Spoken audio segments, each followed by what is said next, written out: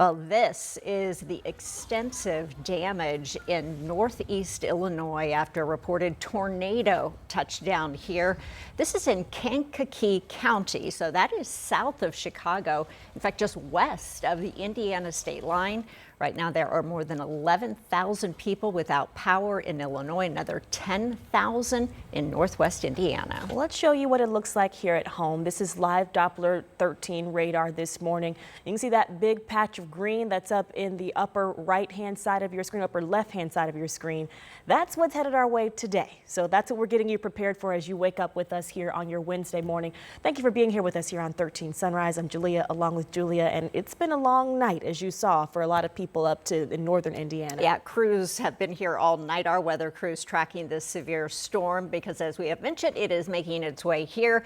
Anna Chalker is in the northwest area of the Indianapolis downtown here. Marina Silva also checking out conditions outside in the Indy metro area. Got team coverage. We're going to check in with both of our reporters in just a second. But first, Lindsay in the Weather Center this morning telling us more about the timing of this storm because it's changed overnight. What's the latest, Lindsay? Good morning. Yeah, just moving it a little slower, but we just checked in with the Storm Prediction Center. They're watching the line of storms back in central Illinois, moving into a more favorable atmosphere for potentially some re-intensification. So this zone highlighted in red is what we call a mesoscale discussion, and that's what the Storm Prediction Center issues if they're looking at an area where they think they may issue a watch. So they put 40% chance of issuing a severe thunderstorm watch, and that would encompass basically all of central Indiana as we go through the next few hours. So we've been watching that line of storms back to our west. It has been producing some severe thunderstorm warnings. We've had some embedded areas of rotation where an occasional tornado warning was issued as well. Locally, no watches or warnings are currently in effect, but we've been monitoring some scattered rain, thunderstorm activity, some heavier downpours, as well as some frequent lightning all throughout Montgomery County. And then back toward that Illinois border is where we've seen some steadier downpours, as well as some steadier lightning strikes. Let's walk you through the next several hours. This is all going to take over northern Indiana first, and then that line moves in from west to east as we get you through the peak morning rush hour on into the mid-morning. This is 8 o'clock, and then through about 10 a.m. we're going to see that initial round kind of wrap up here and weaken for a bit. But we're not done just yet. This takes us through 1 o'clock this afternoon. As that cold front approaches, we'll see some redevelopment, especially across southern parts of the state, and that could potentially once again pose a severe threat. Damaging wind gusts as well as some large hail would be the primary threats with any storms that we do get this afternoon.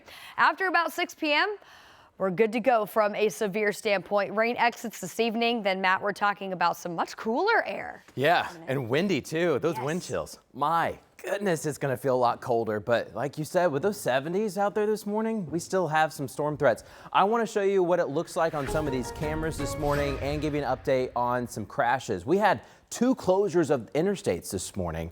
One on I-70 eastbound on the southeast side of the city by the South Split, one on 65 north up by White County. Both of those now clear. However, we do have a slowdown on I-65 north, just north of the Traders Point area. As you're going underneath the 86 bridge, we have a slowdown, but no crash report still coming in. A lot of brake lights, tail lights going northbound up towards Whitestown and Lebanon. Sticking on the northwest side, though, go just a little bit farther east on 465 by US 21 or Michigan Road. Big downpour has now developed there on the northwest side. It's just starting to grow, but it's pushing north and east towards Carmel and Fishers this morning. And then back to the radar, I'm showing you the interstates with the radar itself. Really heavy downpours along 74, big downpours on 65 from Boone to Clinton and Tippecanoe counties, and more downpours up and down the I-69 corridor in Fishers. So we'll keep a close eye as big downpours hit, Julia, during that morning commute. All right, thank you, Matt. I know you just was mentioning the northwest there. We're going to go a little further out and give you a closer look at specific spots in Indianapolis. That's right. As we mentioned, our crews have been outside kind of watching this develop. Anna Chalker has been in the Crawfordsville area all morning as we expect, obviously, that area to be hit first. What are you seeing there? Well, ladies, it is getting hit right now. I wanted to show you on our drive cam. We are on 74 West near that Crawfordsville Linden exit. I'll tell you, you could probably hear the rain. It is hitting hard now on our windshield. Windshield wipers are in full force this morning. So have still seen some lightning popping up in the distance, but the rain finally starting to hit. You can see it on the roads, reflecting off of the roads, the cars in front of us as well. So definitely now, if you're in this area, if you're on the west side of the state going towards the city or wherever you have to go, take it slow in this rain. Just safer, better safe than sorry, especially the drivers in front of you. The rain's going to be spitting up from the road into your windshield, so it might just be a little bit of a mess for you as you're trying to look out into that area. Also on these ramps too, as we're taking this exit ramp, take it slow, especially as if it could potentially puddle up on here as well. But again, you can hear the rain. It's starting to come down. You can most certainly see it now. So make sure you've got the coat, umbrella, all of those things as well. We also have a car that is kind of waiting out right now, but we will be checking this out as well here in the west side, especially as we're heading in closer to the city coming up. Yeah, that is that kind of rain that when it comes down that heavy, if you can pull over, you usually wait it out. We'll check back in with you soon. Thank you, Anna. Let's get more to our team coverage this morning. We have our Marina Silva, who is driving through the Metro Indy area, I-70. We know things have been changing for us. Yeah, so Marina, we know traffic is kind of starting to pick up out there, and drivers probably need to know what's going to hit them as the morning rush starts. I know you were also seeing lightning as you were watching this storm move our way. Well, good morning, ladies. And yes, we did see some lightning this morning as we were out and about, and we actually just got in the car. We're on I-70 West right now, and we are only getting a couple drops, and within the last maybe 2 minutes, we've gotten some drops right now. A lot of people on the road, a lot of people trying to start that morning commute early, hopefully beat the storm. So far, we're seeing pretty good results right now. We haven't gotten hit with too much. I know that's a very different view than what Anna was just showing us. So right now, so far so good. We have again gotten some drops, but you're going to want to make sure that you're being prepared. If we do have power outages, if you have those flashlights that are ready to go, you've got boots and you're all ready to go, as well as making sure you've got multiple ways to get the alerts. We do know that state officials are saying don't just rely on the sirens, even though we did get some good reports that sirens are working around here. You're going to want to also have a weather radio as well as your phone. So making sure you're all having that and ready to go, but we'll continue monitoring this. Right now we're on I-70 West. Back to you, ladies. All right, thank you, Marina. And now is the time we start to hear more of those tips because it is Severe Weather Preparedness Week across Indiana. It's a chance, obviously, to remind people to check those risks of severe weather and how to be prepared for it before those storms hit. And yesterday, as we've talked about, the state's annual statewide tornado drill took place.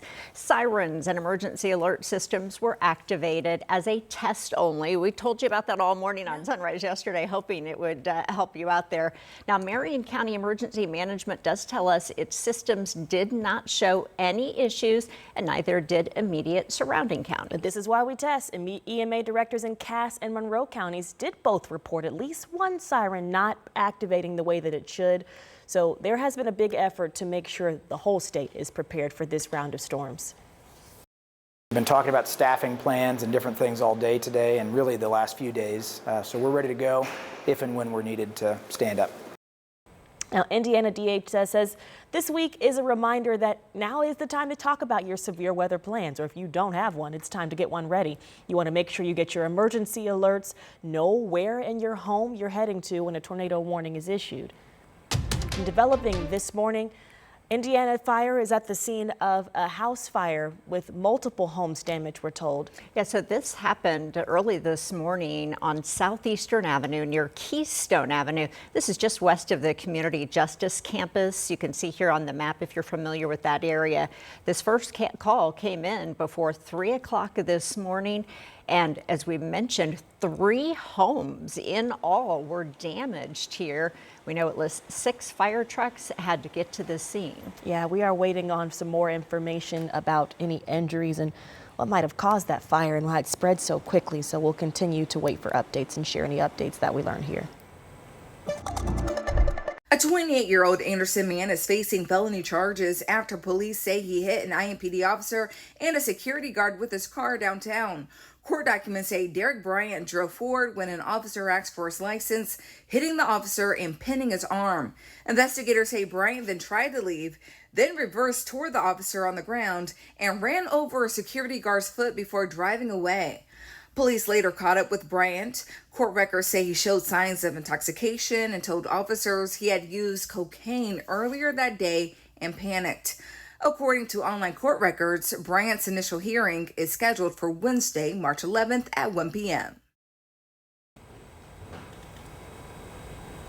Well, Indianapolis city leaders and police are making plans to keep kids safe ahead of spring break. One big factor is bringing back those curfew laws and making sure they're heavily enforced.